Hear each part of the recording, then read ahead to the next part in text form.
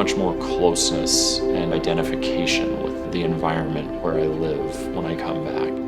I'm just so happy when I leave the Denver airport and I'm driving toward the Rocky Mountains and seeing that natural beauty and just feeling instantly connected to it.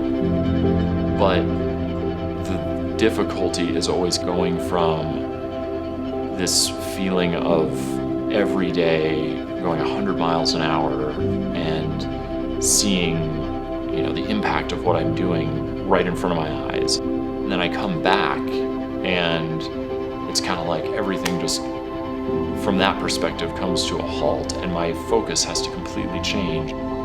It becomes more on how do we plan out what happens next.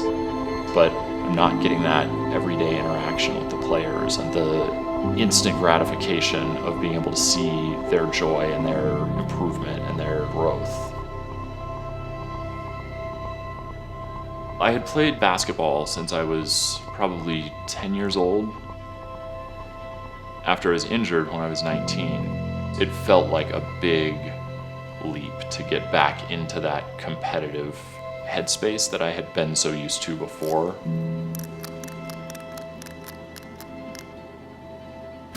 I just kind of assumed that it was this kind of pale shadow of what I had gotten used to.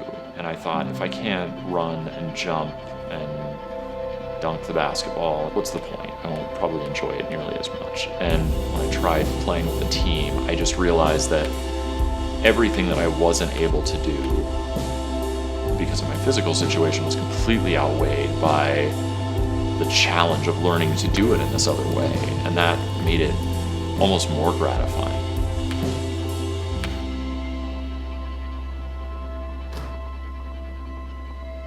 In July of 2009, the email came in from this woman that had been making a film about women's issues in Afghanistan. She had met this new team that had been formed in Maimana. She saw them playing basketball in wheelchairs and had never seen wheelchair basketball at all, and they asked for someone to come and teach them. I was very fortunate that I had the kind of support structure I had when I got injured. And I looked at these guys and I thought, nobody has given these guys that chance.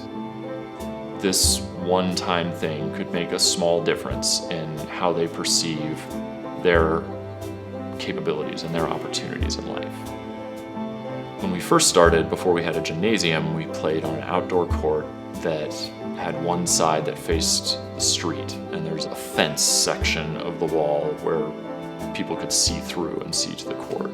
Every time we would play, that section was packed with people. When we started playing tournaments, they would pull trucks up and then people would be sitting on top of the trucks watching over the wall to see the players. As stunning as the men's wheelchair basketball progression has been, the growth and change in the personalities of the women that are playing has just been twice as dramatic because they're dealing with another level of marginalization. They were excited to learn to play, but they were very nervous about being seen as doing something outside of societal expectation. They made us cover the wire fence that surrounded the court with an opaque screen so that nobody could see them playing from the outside. I still remember the day that they decided they were ready to take the screens down and they wanted people to be able to see them. Now we've got crowds of 200 people watching them play in their national tournaments, and all the women are just soaking in the cheers of the crowd and completely focused on succeeding the exact same way their male counterparts are. They just have a different countenance, they have a different confidence. It's just completely altered the way they see themselves. They're not disabled people who get a chance to go play basketball once a week.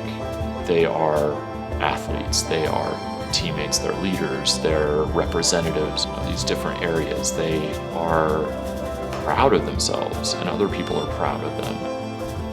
Afghans love sport, as do most people in any of the countries where I've gone. They want a team to cheer for and root for, and in many of those countries, there aren't that many professional or high-level sports that they get a chance to do that with. So why not wheelchair basketball? I feel really fortunate that I get the chance now in my career to be able to see other players excel, to see their lives change fundamentally because of this small thing, this, getting to play basketball. That was the point of why I wanted to do this in the first place. One of our next challenges is getting the society more involved, and then that's where I feel like the growth, the real fundamental change in how society see the capabilities of disabled people really fundamentally changing.